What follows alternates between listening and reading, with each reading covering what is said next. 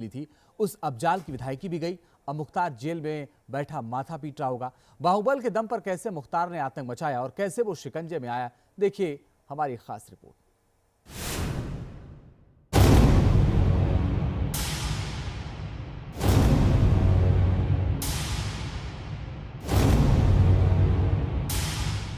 एक फैसले ने इत्मीनान महसूस करने का मौका दिया, लेकिन एक फैसले की तारीख ने धड़कनें बढ़ा दी। सलाखों में कैद उस सरगना का सियासी सूरज अस्त हो चुका है, लेकिन सिसकती उम्मीद की डोर अब खिसकती जा रही है। कोई कितना भी बड़ा क्यों नहीं होगा, उसके घर में बुलडोजर चलना तय है।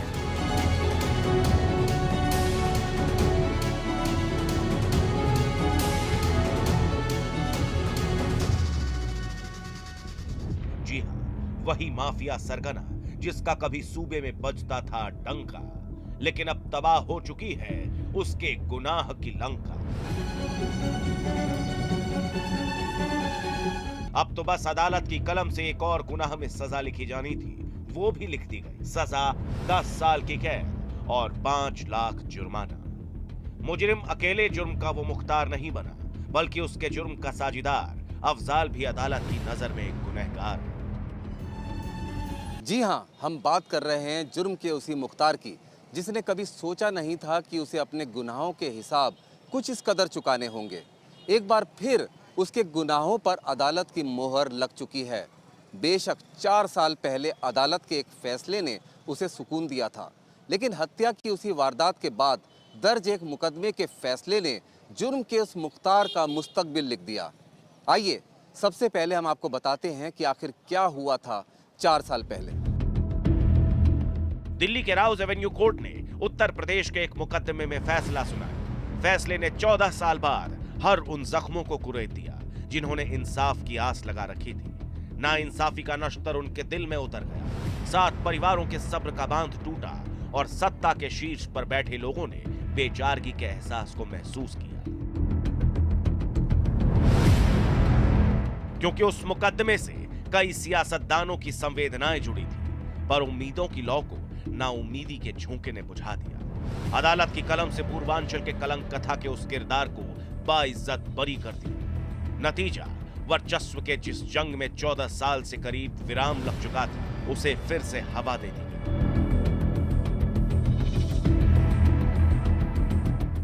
14 साल पहले उन गोलियों के गवाह न जाने कितने थे, लेकिन अफसोस कि अदालत की चौखट पर पहुंचने से पहले ही उन्हें खामोश कर दिया जाता था।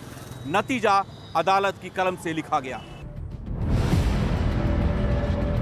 अगर अदालत के सामने गवाह अपनी गवाही से नहीं मुकरते तो फैसला कुछ और होता, लेकिन तमाम सबूतों और गवाहों के मद्देनजर अदालत इस नतीजे पर पहुंची है कि मरहूम कृष्णानंद राय की हत्या के मामले में मुख्तार अहमद अंसारी वल्द सुभानुल्लाह अंसारी, अफजाल अहमद अंसारी वल्द सुभानुल्लाह अंसारी समेत अन्य सभी आरोपी हत्या के आरोप में बरी किए जाते हैं। 2019 में अदालत के इस फैसले के बाद उम्र के आखिरी पायदान पर पहुंच चुकी अम्मा एक बार फिर रो पड़ी। बाबूजी एक बार फिर से बेसुध हो गए। ससुराल में बैठी बहन की राखियां भाई की कलाइयों के इंतजार में मोतियों से उलझती रहीं। 7 सुहागिनों के सिंदूर ने सवाल फिर किए, पर अफसोस कि गवाहों की तरह सिस्टम के पास भी नाउमीदी के इस फैसले का कोई जवाब नहीं था। पर हां, अदालत ने इतना जरूर कहा कि अगर गवाह अपने बयान से ना मुकरते तो फैसला कुछ और होता।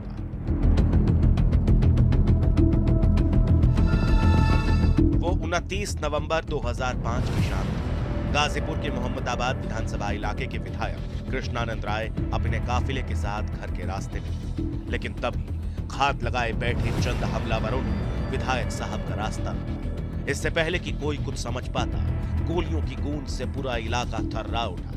1-2 गोली नहीं, बल्कि 500 से ज्यादा राउंड गोलियां चली, और जब गोलियों की गूंज थमी तो 7 लोगों का सीना छलनी हो चुका था।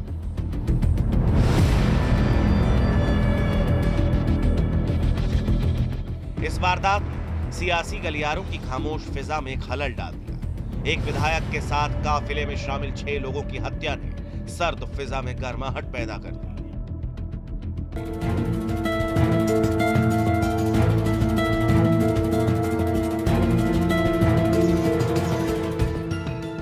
सियासी गलियारों से लेकर पुलिस महकमे तक में इस बात को समझते देर नहीं लगी कि यह हत्या बाहुबली विधायक मुख्तार अंसारी से अदावत का अंजाम है।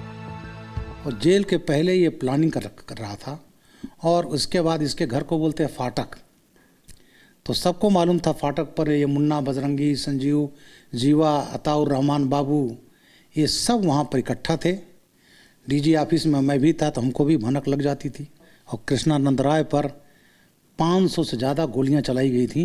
7 लोग मारे गए थे, AK-47 और G3, जिसमें कृष्णानंद राय को मात्र 67 गोली लगी थी। ऐसा नहीं है कि यह हकीकत सिर्फ सोचने और समझने के दायरे तक रही, बल्कि इस हकीकत को कानूनी कागजात पर कलमबंद भी किया गया। इस हत्याकांड के बाद शहर जल उठा, इंसाफ के लिए आवाजें उठने लगी। आंदोलन की कमान संभाली भाजपा के राजनाथ सिंह सरीखे नेताओं ने। समाजवादी पार्टी की सरकार को घेरने की कवायद शुरू हुई, क्योंकि आरोपी समाजवादी पार्टी की सरपरस्ती में था। जी हां, हम बात कर रहे हैं उसी मुख्तार अंसारी की, जिस पर सीधे तौर पर हत्या में शामिल होने का आरोप था। आखिर क्या थी दोनों के बीच अदावत की वजह? कैसे मुख्तार अंसारी ने सियासी अदावत को खूनी रंग दे दिया? ये सब जानने के लिए जरूरी है उत्तर प्रदेश के उस बाहुबली के अतीत के पन्नों को पलटना, जिसमें दर्ज है बुलेट के दम पर बैलेट पर कब्जे की कहानी।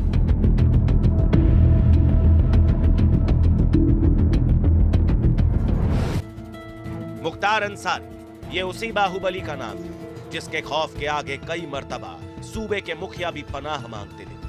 वो मुख्तार अंसारी जिसे यूं तो सियासत विरासत में मिली, लेकिन बेदाग खादी के साथ शायद उसे सियासी गलियों का सफर गंवारा नहीं था। मुख्तार ने अपराध का दामन कुछ इस कदर थामा कि आधा सियासी सफर सलाखों में ही बीत गया।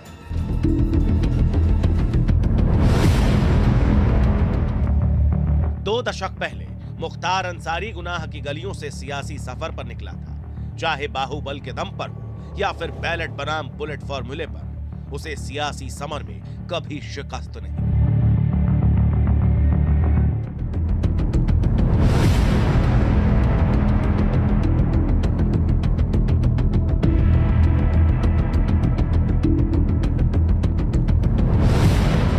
1996 में पहली बार उत्तर प्रदेश विधानसभा चुनाव में मऊ विधानसभा से जीत का परचम लहराया,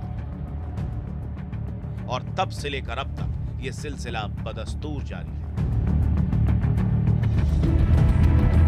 वो 90 का दौर था जब मुख्तार अंसारी ने छात्र राजनीति के रास्ते सियासी सफर में कदम रखा था, लेकिन यह सफर उतना भी आसान नहीं था जितनी की उसे उम्मीद थी। उस बात को बखूबी जानता था कि सियासत में कामयाबी के लिए वर्चस्व की जंग जीतना बेहद जरूरी है, और इस जंग में उसका सामना हुआ पूर्वांचल के माफिया सरगना साहिब सिंह गिरोह के ब्रजेश सिंह से। मुख्तार के बाहुबल को ब्रजेश ने चुनौती देनी शुरू कर दी। ब्रजेश को साथ मिला कृष्णानंद राय का। सियासत की सरपरस्ती और बाहुबल के दम पर जीत हासिल करने की इस जंग में ब्रजेश सिंह और मुख्तार अंसारी आमने सामने थे। किसकी गोलियां कब और कहां किसके सीने को छलनी कर जाए, यह कहना मुश्किल था।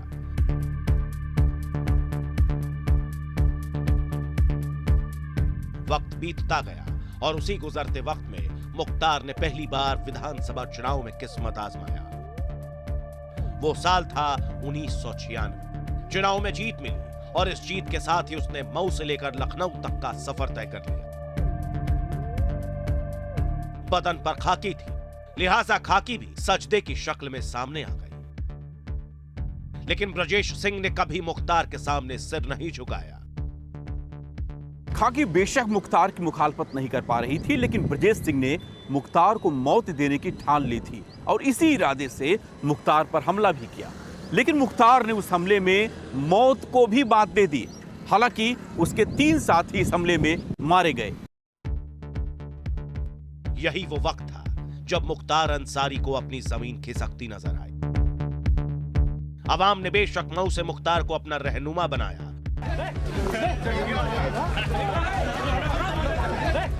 लेकिन मोहम्मदाबाद से मुख्तार के भाई अफजाल अंसारी को नकार दिया।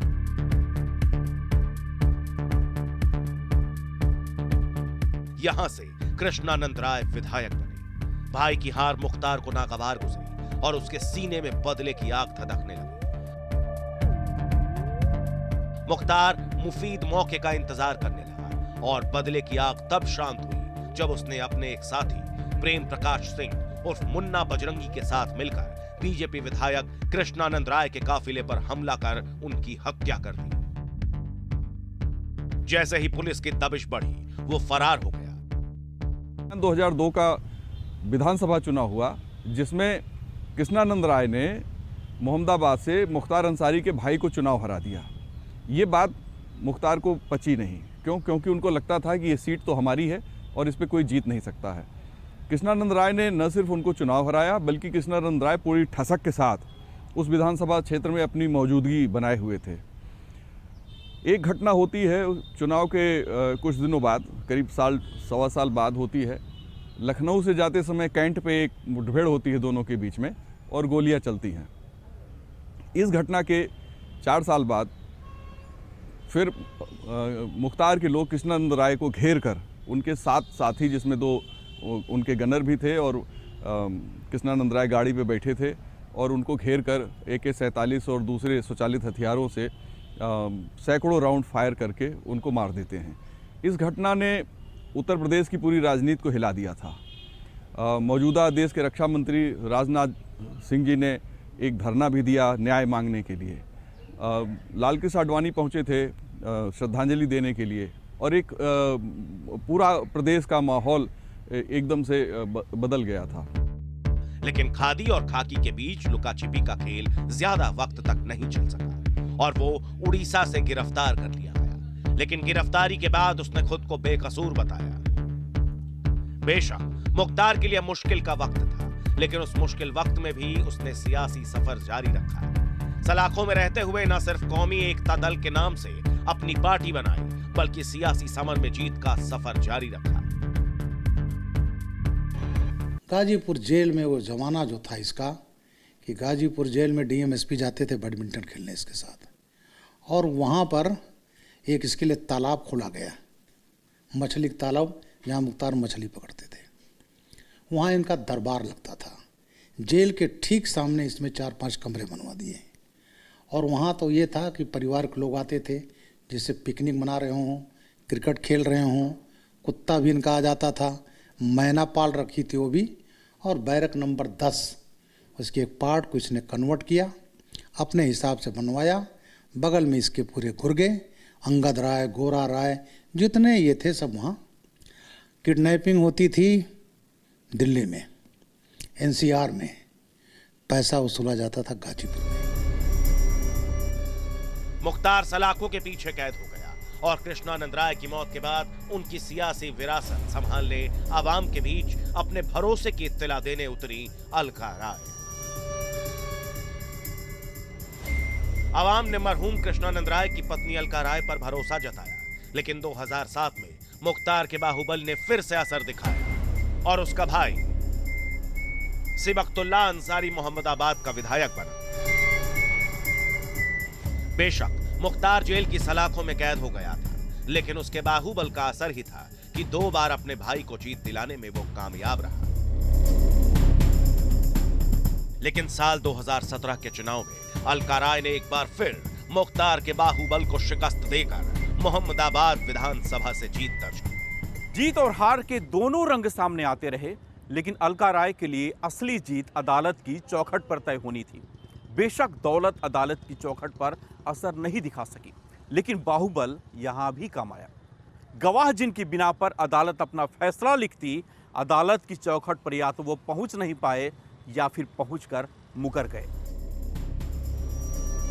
कृष्णानंद राय की हत्या के मामले में न सिर्फ मुख्तार अंसारी, बल्कि उसका भाई अफजाल अंसारी समेत उसके बाकी सभी गुर्गे बाइज्जत बरी कर दिए गए। कृष्णानंद राय की हत्या एक सियासी नेता की हत्या का एक ऐसा मुकदमा है जिसके फैसले ने हर किसी को हैरान कर दिया है। शायद इसलिए भी क्योंकि पूर्वांचल में मुख्तार और कृष्णानंद राय की अदावत की कहानी किसी से छिपी नहीं थी। कुछ साल पहले लखनऊ में एसटीएफ की गोलियों का निशाना बना वो गुनहगार भी जो कृष्णानंद राय की हत्या में सीधे तौर पर शामिल था। जी हाँ, नाम था हनुमान पांडे और राकेश पांडे। सबूतों के अभाव में उसे अदालत से रिहाई जरूर मिल गई थी, लेकिन उसके गुनाहों का वही खाता बंद नहीं हुआ था।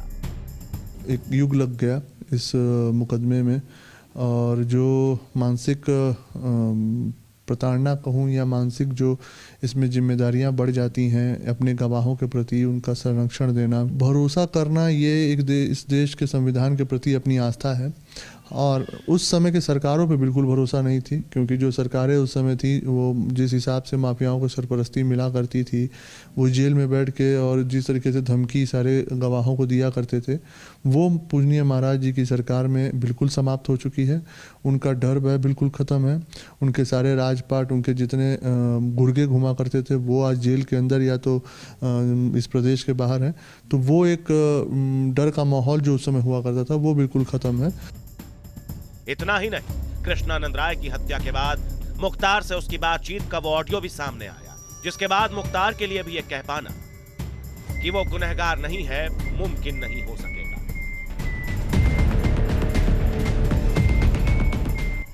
ऐसा नहीं है कि इस हकीकत से उस वक्त हुक्मरान नावाकिफ थे, बल्कि उन्हें मुकम्मल खबर थी। बावजूद इसके कातिल ने बड़ी ही सफाई से धोए थे आस्तीन। जानता नहीं कोई, पर लहू बोलता है। कृष्णानंद राय की हत्या के बाद खून के छींटों से मुख्तार का दामन दागदार हुआ था, ये बात जग जाहिर है। पर कशमकश देखिए कि अदालत अपने फैसले में कहता है कि गवाह अगर अदालत के सामने होते तो फैसला कुछ और होता। और जिस कट्टरता से और बर्बरता उस समय दिखाई गई थी शिखा काट के, आज वही शिखा मुझ जैसे कई नौजवान इस क्षेत्र में हैं जो वो रखते हैं उन्हीं की याद में और उसी के प्रतिशोध में आज उस शिखा का मान पूजनीय महाराज योगी आदित्यनाथ जी और न्यायालय ने उसको रखा है। उसके लिए मैं दिल की गहराइयों से उनका आभार व्यक्त करता हूँ। लेकिन सच ये भी है कि सरेआम जो खून की होली खेली गई थी, उस मुकदमे में अदालत के रास्ते अभी बंद नहीं हुए थे। जाहिर है कृष्णानंद राय के चाहने वालों के भीतर उम्मीद की आस बंधी थी, और जब तक ये उम्मीद है तब तक मरहूम कृष्णानंद राय की हत्या के बाद दर्ज मुकदमों में सीधे तौर पर मुख्तार का बच पाना मुमकिन नहीं था। कल तक जो सिस्टम के सामने बेचारगी के एहसास को महसूस कर रहे थे, आज अदालत की कलम से लिखे गए फैसले ने उन्हें सुकून दिया है। लेकिन सच तो ये भी है कि ऐसे न जाने कितने और मुकदमे हैं जिनके अपनों को इंतजार है उस फैसले का जो गुनाह की तारीख लिखने वाले मुख्तार के लिए तारीख बन जाए। जुर्म का मुख्तार अहमद अंसारी एक और मुकदमे में गुनाहगार ठहराया गया। 1 साल से जो इत्मीनान जुर्म का वो मुख्तार महसूस कर रहा होगा, उसमें अदालत के फैसले के बाद खलल पड़ चुकी है।